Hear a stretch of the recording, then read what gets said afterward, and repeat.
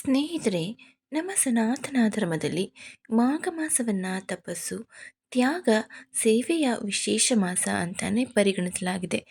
ಮಾಘ ಮಾಸದ ಹುಣ್ಣಿಮೆಯ ದಿನವನ್ನು ಆಧ್ಯಾತ್ಮಿಕ ಬೆಳವಣಿಗೆಗೆ ಉತ್ತಮವಾದ ದಿನ ಅಂತ ಹೇಳಲಾಗುತ್ತೆ.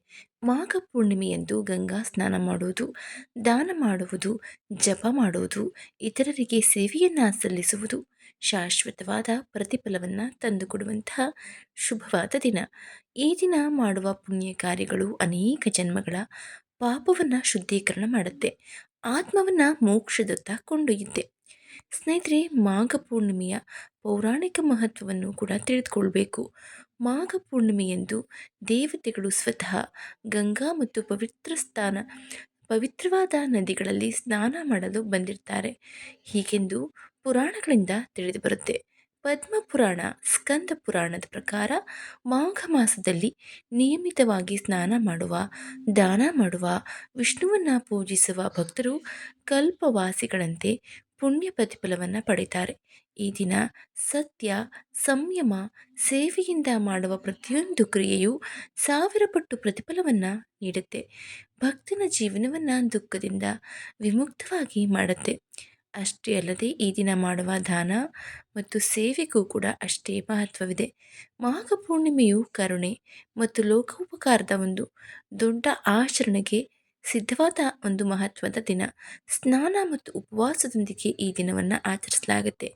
ಈ ದಿನ ಆಹಾರ, ಬಟ್ಟೆ ದಾನ ಮಾಡೋದ್ರಿಂದ, ಅಸಹಾಯಕರಿಗೆ ಸೇವೆಯನ್ನು ಮಾಡೋದ್ರಿಂದ ಜೀವನ ಸಂತೋಷ, ಶಾಂತಿ, ಸಮೃದ್ಧಿಯನ್ನು ತಂದುಕೊಡುತ್ತೆ. ದಾನವನ್ನು ಉಲ್ಲೇಖಿಸಿ ಧರ್ಮ ಗ್ರಂಥಗಳು ಅನೇಕ ಬಾರಿ ಹೇಳಿವೆ. ನೆಲದ ಮೇಲೆ ನೆಟ್ಟ ಸಣ್ಣ ಆಲದ ಮರದ ಬೀಜ ನೀರಿನಿಂದ ಹೇಗೆ ಬೆಳೆಯುತ್ತೋ ಹಾಗೆ ಸದ್ಗುಣಶೀಲ ಮರ ದಾನದಿಂದ ಬೆಳೆಯುತ್ತೆ. ಅಂದರೆ ಮನುಷ್ಯನು ದಾನದಿಂದ ತನ್ನ ಉತ್ತಮವಾದ ಬೆಳವಣಿಗೆಯನ್ನು ಕೊಂಡ್ಕೊಳ್ತಾನೆ. ಮಾಘ ಪೂರ್ಣಿಮೆಯೆಂದು ಸಾಧ್ಯವಾದಷ್ಟು ದಾನವನ್ನು ಮಾಡಿ, ಅಸಹಾಯಕರು, ಅಂಗವಿಕಲರಿಗೆ, ಮಕ್ಕಳಿಗೆ ಆಹಾರವನ್ನು ನೀಡುವ ಒಂದು ಕೆಲಸವನ್ನು ಮಾಡ್ತಾ ಮಾಘ ಹುಣ್ಣಿಮೆಯನ್ನು ಆಚರಿಸ್ಬೋದು. ಈ ಪವಿತ್ರವಾದ ಮಾಘ ಹುಣ್ಣಿಮೆಯನ್ನು ಎಲ್ಲರೂ ಕೂಡ ಆಚರಿಸಲೇಬೇಕು.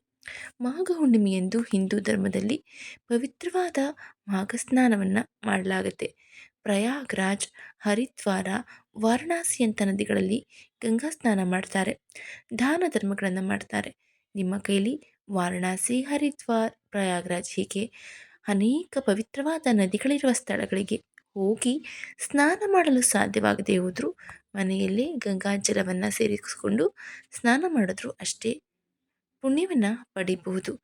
ಮಾಘ ಮಾಸ ಮಾಘ ಮಾಸದಲ್ಲಿ ಮಾಡುವಂತಹ ಸ್ನಾನಕ್ಕೆ ಅಷ್ಟೇ ಮಹತ್ವವಿದೆ. ಈ ದಿನ ಅನ್ನ, ಬಟ್ಟೆ, ಎಳ್ಳು, ತುಪ್ಪ, ಬೆಲ್ಲ, ಕಂಬಳಿ ದಾನ ಮಾಡಿ, ಲಕ್ಷ್ಮೀನಾರಾಯಣರ ಪೂಜೆ, ಪೂರ್ಣಚಂದ್ರನ ಆರಾಧನೆ ಜೀವನದಲ್ಲಿ ಸುಖ, ಸಮೃದ್ಧಿ, ಮನಸ್ಸಿನ ಶಾಂತಿಯನ್ನು ಹೆಚ್ಚಿಸುತ್ತೆ. ಸಾಧ್ಯವಾದರೆ ಚಂದ್ರದೇವನಿಗೆ ಆರ್ಘ್ಯವನ್ನು ಕೂಡ ಅರ್ಪಿಸಿ.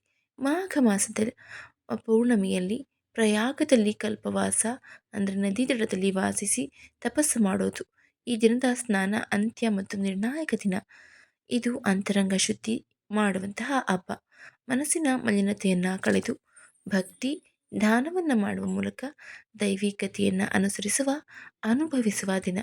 ಬೆಳಗ್ಗೆ ಬೇಗ ಎದ್ದು ನದಿಯಲ್ಲಿ ಅಥವಾ ಮನೆಯಲ್ಲಿ ಸ್ನಾನವನ್ನು ಮಾಡಿ, ಸೂರ್ಯನಿಗೆ ಆರ್ಘ್ಯವನ್ನು ನೀಡಿ, ವಿಷ್ಣು ಸತ್ಯನಾರಾಯಣ ಪೂಜೆಯನ್ನು ಮಾಡಿ, ದಾನವನ್ನು ಮಾಡಿ, ಹಾಗೆ ರಾತ್ರಿ ಚಂದ್ರನಿಗೂ ಕೂಡ ಅರ್ಘ್ಯವನ್ನು ನೀಡಿ ಈ ಹುಣ್ಣಿಮೆಯನ್ನು ಆಚರಿಸಬಹುದು.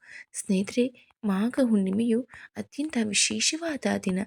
ಲಕ್ಷ್ಮೀ ಕೃಪಾ ಕಟಾಕ್ಷ ಪಾತ್ರರಾಗಬೇಕು, ಲಕ್ಷ್ಮಿಯ ಆಶೀರ್ವಾದ ಪಡಿಬೇಕು ಅನ್ನುವರು ಕೂಡ ಮಹಾಲಕ್ಷ್ಮಿಯ ಪೂಜೆಯನ್ನು ವಿಶೇಷವಾಗಿ ಈ ದಿನ ಆಚರಿಸ್ತಾರೆ. ಮನೆಯಲ್ಲಿ ಸರಳವಾಗಿ ಲಕ್ಷ್ಮಿಯ ಫೋಟೋವನ್ನಿಟ್ಟು ಅಥವಾ ಲಕ್ಷ್ಮಿಯ ವಿಗ್ರಹವನ್ನು ಇಟ್ಟು ನಿಮ್ಮ ಕೈಲಾದಷ್ಟು ಶಕ್ತಿಗೆ ಅನುಸಾರವಾಗಿ ನೈವೇದ್ಯವನ್ನು ಮಾಡಬಹುದು. ನಿಮಗೆ ಯಾವುದು ಸಾಧ್ಯವಾಗದೇ ಹೋದರೆ ಸಕ್ಕರೆ, ಹಾಲು, ಹಣ್ಣು ಇಷ್ಟನ್ನಾದರೂ ಇಟ್ಟು ತಾಯಿಗೆ ಪೂಜೆಯನ್ನು ಮಾಡಿ ಮಹಾಲಕ್ಷ್ಮಿಯ ಅಷ್ಟೋತ್ತರವನ್ನು ಹೇಳಿ ಕುಂಕುಮಾರ್ಚನೆಯನ್ನು ಮಾಡಿ, ಖಂಡಿತ ನಿಮ್ಮ ದುಃಖ, ದಾರಿದ್ರ್ಯ ತೊಲಗುತ್ತೆ. ಮಹಾಲಕ್ಷ್ಮಿಯನ್ನು ಆರಾಧನೆ ಮಾಡುವಾಗ ನಾರಾಯಣನ ಸಮೇತ ಲಕ್ಷ್ಮೀ ಪೂಜೆಯನ್ನು ಮಾಡಿ. ಇಲ್ಲದಿದ್ದರೆ ಆ ಪೂಜೆ ಅಪೂರ್ಣ ಅಂತ ಅನಿಸ್ಕೊಳ್ಳುತ್ತೆ. ಸ್ನೇಹಿತರೆ, ಈ ದಿನ ನಮ್ಮ ಮನಸ್ಸಿನಲ್ಲಿರುವಂತಹ ನಕಾರಾತ್ಮಕ ಶಕ್ತಿಯನ್ನು ಆಚೆ ಹಾಕಿ ಧನಾತ್ಮಕ ಶಕ್ತಿಯನ್ನು ಕಂಡುಕೊಳ್ಳುವಂತಹ ಪುಣ್ಯವಾದ ದಿನ. ಎಲ್ಲರಿಗೂ ಮಾಘ ಪೂರ್ಣಿಮೆಯ ಶುಭಾಶಯಗಳು.